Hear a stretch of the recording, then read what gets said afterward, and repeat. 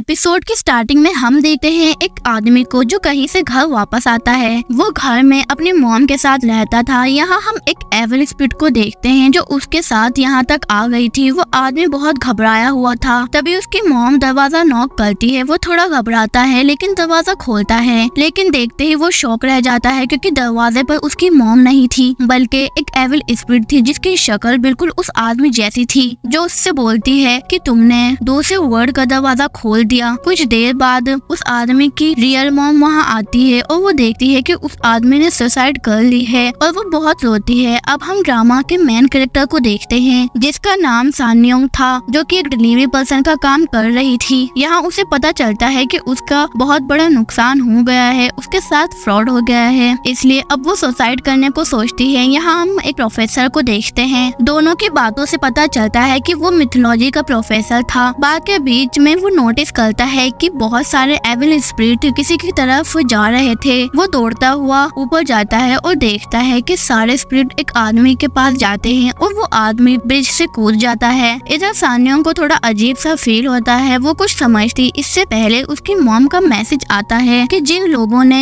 Fraud से उनके पैसे चुराए हैं वो पकड़े गए हैं। सान्योंग वहाँ पहुँचती है तो वहाँ सब रो और चिल्ला रहे थे। उसकी मॉम रोते हुए बताती है कि उनके पैसे वापस नहीं मिल सकते, कल्प्रिट ने सारे पैसे खर्च कर दिए हैं। जब पुलिस वाले कल्प्रिट को लेके जा रहे थे तो वो स्माइल कर रहा था जैसे उसे अपनी गलती का कोई अफसोस हो ही ना। ये देखकर सान्योंग गुस्से में चिल्लाते हुए उसकी तरफ बढ़ती है पर पुलिस वाले उसे रोक लेते हैं। दूसरी तरफ हम उसी प्रोफेसर को देखते हैं जो अपने घर पर था। लग रहा था कि वो काफी अमीर फैमिली से बिलोंग करता है। वो देखता है कि उसके लिए एक लेटर आया है, वो उसी आदमी ने भेजा था जिसे हमने मरते हुए स्टार्टिंग में देखा था। लेटर में लिखा था कि अगर मैं मर जाऊं तो मेरी बेटी की हेल्प करना। उसका नाम सान्योंग है। इधर सान्योंग अपनी मॉम के साथ घर लौट रही थी और उसी फ्रॉड के बारे में गुस्सा करते हुए अपनी मॉम से कहती है कि आपने सारे पैसे बिना मुझसे पूछे कैसे भेज दिए। उसकी मॉम का रिप्लाई से पता चलता है कि स्कैमर्स ने कॉल करके कहा था कि उनकी बेटी का किडनैप हो गया है। क्योंकि उस समय सान्योंग फोन पे नहीं उठा रही थी इसलिए उन्होंने डर के सारे पैसे भेज दिए थे। रात में डिनर करते टाइम सान्योंग की मॉम के पास किसी का कॉल आता है जिससे वो काफी परेशान हो जाती है और सान्योंग से कहती है उन्हें तुरंत चलना होगा। रास्ते में सान्योंग से पूछती है कि तुम्हें अपने डैड के बारे में क्या याद है। सान्योंग को अपने डैड की कहानियाँ बताना याद आता है। वो भूतों की कहानी बता रहे थे और लास्ट में कहते हैं कि भूत सच में होते हैं। सान्योंग कहती है मुझे ज्यादा कुछ याद नहीं है। जब उनकी डेथ हुई जब मैं बहुत छोटी थी। उसकी मॉम कहती है कि उस समय तुम्हारे डैड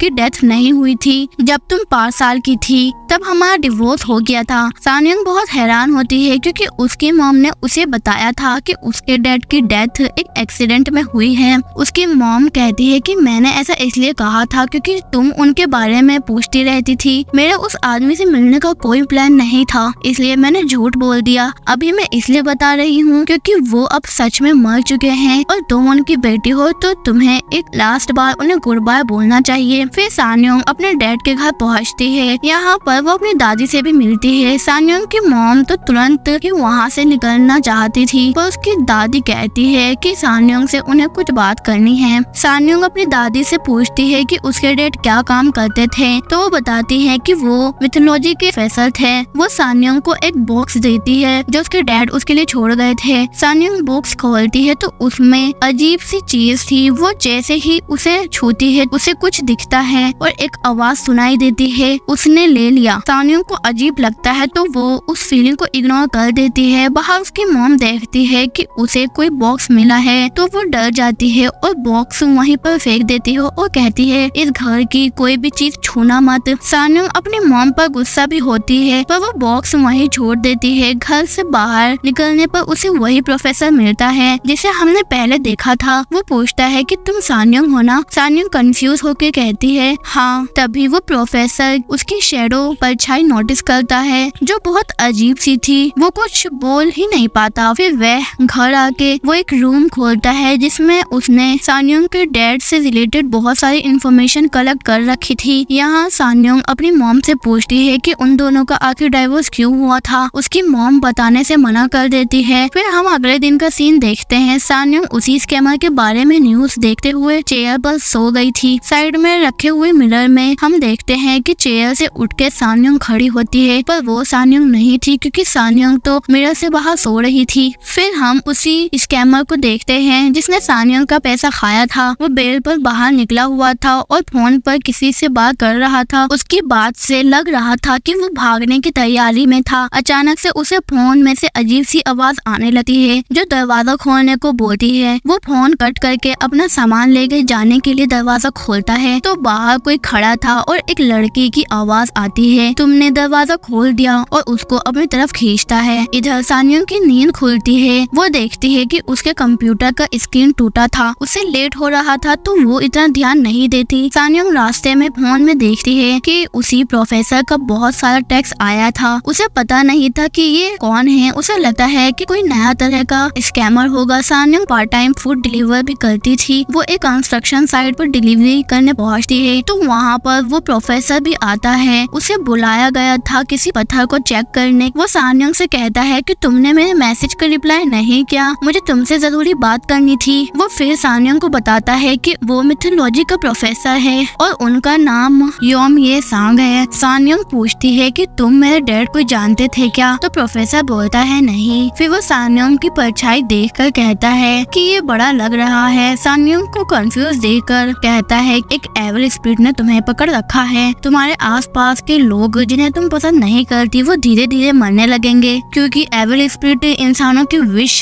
पूरा करके पावरफुल होती है। सानयोंग कहती है कि उसे इन सब बातों पर विश्वास नहीं है। ये भी कहती है कि मुझे पता नहीं कि तुम्हें मेरा नंबर कहाँ से मिला और अब तभी कॉल करना जब मेरे लिए तुम्हारे पास कोई काम हो। तो प्रोफेसर कहता है कि उन्हें अभी एक ड्राइवर की जरूरत है। रास्ते में वो बताते हैं कि वो इवल स्पिरिट और भूतों को देख सकते हैं। सानयोंग मन में ये सोच रही थी कि ये कैसा पागल आदमी है। प्रोफेसर कहता है कि जो भूत होते हैं वो अलग अलग तरह के होते हैं, कुछ अच्छे होते हैं और कुछ बुरे, पर तुम्हें जिसने पकड़ा है वो बहुत डेंजरस है। सानयोंग अब भी नहीं मान रही थी तो वो कहते हैं कि अपने मिरर में ध्यान से देखना, तुम्हें कुछ अलग जरूर दिखेगा। सानयोंग घर पहुंचती है तो वहाँ 2 डिटेक्टिव्स आते हैं और बताते हैं कि जिस आदमी ने उनसे फ्रॉड किया था वो मर चुका है और सानयोंग से पूछते हैं कि वो उस समय कहाँ थी। सानयोंग कहती है कि वो घर पे सो गई थी। डिटेक्टिव्स के जाने के बाद सानयोंग को प्रोफेसर की बात याद आती है और वो एक मिरर लेकर ध्यान से देखने लगती है पर उसे कुछ अलग नहीं दिखा। दूसरी तरफ दोनों डिटेक्टिव इसी केस के बारे में बात कर रहे थे। एक डिटेक्टिव सुसाइड मान रहा था तो दूसरा डिटेक्टिव को कुछ अजीब लग रहा था क्योंकि उस आदमी ने एटीएम से सारे पैसे निकालकर बैग बिल्डिंग से फेंका था और फिर खुद कूद गया था। डिटेक्टिव को ये भी अजीब लग रहा था कि सीसीटीवी में तो सिर्फ वो अकेला था, पर सानयोंग के फिंगरप्रिंट वहाँ कैसे मिले और उस आदमी के हाथ पर ऐसा निशान था कि जैसे किसी ने उसे टाइट से पकड़ा हो। फिर वो डिटेक्टिव जाकर प्रोफेसर से मिलता है। दोनों की बात से लग रहा था कि डिटेक्टिव क्लियरली भूतों पे विश्वास तो नहीं करता, पर वो मानता है कि कुछ केसेस में साइंस और लॉजिक काम नहीं करते क्योंकि डिटेक्टिव सानयोंग के डैड को जानता था। प्रोफेसर उसे सानयोंग के बारे में बताता है कि उसे एक स्पिरिट ने पोजेस्ड किया हुआ है। ये वही स्पिरिट है जिसने उसकी मॉम को मारा था, जिसे वो इतने टाइम से ढूंढ रहा था। एक्चुअली प्रोफेसर की मॉम का केस इसी डिटेक्टिव को मिला था और अब तक वो केस सॉल्व नहीं कर पाया था। यहाँ हम देखते हैं कि सानयोंग अपनी फ्रेंड के घर आती है जिसने रिसेंटली अपना घर चेंज किया था। उसकी फ्रेंड उसे बताती है कि आसपास के लोग उसे बता रहे थे कि इस घर में एक बच्ची का भूत है। लोगों को उसके रोने की आवाज सुनाई देती है। सानयोंग इग्नोर करती है, कहती है तुम क्या भूतों की बात कर रही हो। रात में सानयोंग नहीं सोती है। बीच रात में कुछ लड़के खिड़की खोलकर फोटो लेने की कोशिश कर रहे थे। अचानक सानयोंग की नींद टूट जाती है। वो मिरर में एक लड़के का हाथ देखती है। एक के हाथ में कुछ नंबर लिखा हुआ था। वो जोर से चिल्लाती है। वो लड़के भी चिल्लाकर वहाँ से भागते हैं। सानयोंग एक डंडा उठाकर उनके पीछे भागती है लेकिन पकड़ नहीं पाती। एक्चुअली उन लड़कों को पता नहीं था कि उस घर में अब कोई और रह रहा है। पहले जो लोग रहते थे उसमें से एक लड़का इनके स्कूल का था। फिर तीनों लड़के अपने अपने घरों की तरफ जाते हैं। 2 लड़के एक डायरेक्शन में और एक अकेला। उस अकेले लड़के को किसी नंबर से कॉल आता है। वो उठाता है तो किसी बच्ची के रोने की आवाज आती है। तभी उसे लगता है कि उसके सामने कोई है। इधर सानयोंग अपनी फ्रेंड के साथ पुलिस स्टेशन पहुंचती है कंप्लेन करने। वो बताती है स्कूल के लड़के थे। पुलिस वाले इतना सीरियसली नहीं लेते और कहते हैं कि कोई प्रैंक होगा, पर रास्ते में उनमें से एक लड़का मरा हुआ मिलता है। अब तो सान्योंग को प्रोफेसर की बात थोड़ी सच लगने लगी थी। अगले दिन वो प्रोफेसर से मिलने पहुंचती है और बताती है कि उसके आसपास के 2 लोग मारे गए। प्रोफेसर उसकी परछाई देखता है तो उसकी साइज सेम था। वो कहता है कि उसे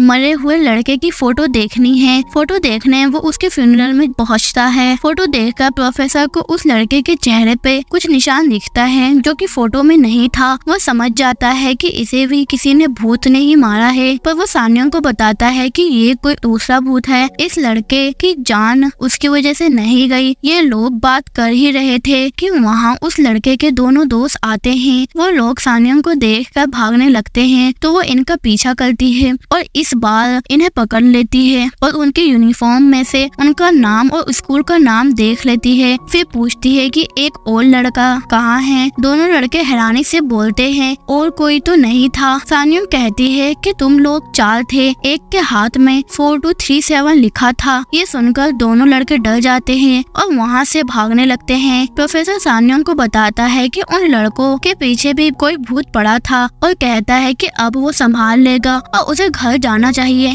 सान्योंग प्रोफेसर से कहती है कि अगर कोई भूत या स्पिरिट सामने आ जाए तो क्या करें, उस पर नमक फेंकना होगा क्या। प्रोफेसर कहता है कि तुम्हें दरवाजों से अलग रहना होगा। दरवाजे की इस तरफ की और उस तरफ की दुनिया अलग होती है। अगर कोई नॉक करे तो खोलने से पहले अच्छे से जान लो कि दूसरी तरफ कौन है। सान्योंग फिर घर ना जाकर उन दोनों लड़कों का एड्रेस पता करती है। प्रोफेसर को भी डिटेक्टिव से पता चलता है कि उन तीनों लड़कों ने एक लड़के को बहुत बुली किया था, जिसकी वजह से उस लड़के ने सुसाइड कर लिया। फोटो से पता चलता है कि उस लड़के के हाथ में 4237 लिखा हुआ था। प्रोफेसर फिर उस विक्टिम के घर पहुंचता है। दूसरी तरफ सान्योंग उनमें से एक लड़के के घर पहुंचती है। वो इसे बाहर ही मिल जाता है। वो बहुत डरा हुआ था और उसे बचाने को कहने लगता है। सान्योंग को समझ नहीं आता। वो लड़का कहता है कि तुमने जिस लड़के को देखा जिसके हाथ में नंबर था वो मरा हुआ है। सान्योंग फिर उस लड़के के साथ उसके रूम में पहुंचती है। वो लड़का बताता है कि उसे वही मरे हुए लड़के के नंबर से कॉल आता है और एक बच्ची की रोने की आवाज आती है। सान्योंग खुला हुआ दरवाजा देखकर उसको प्रोफेसर की बात याद आती है और वहाँ लगे मिरर को देखती है कि खून में लथपथ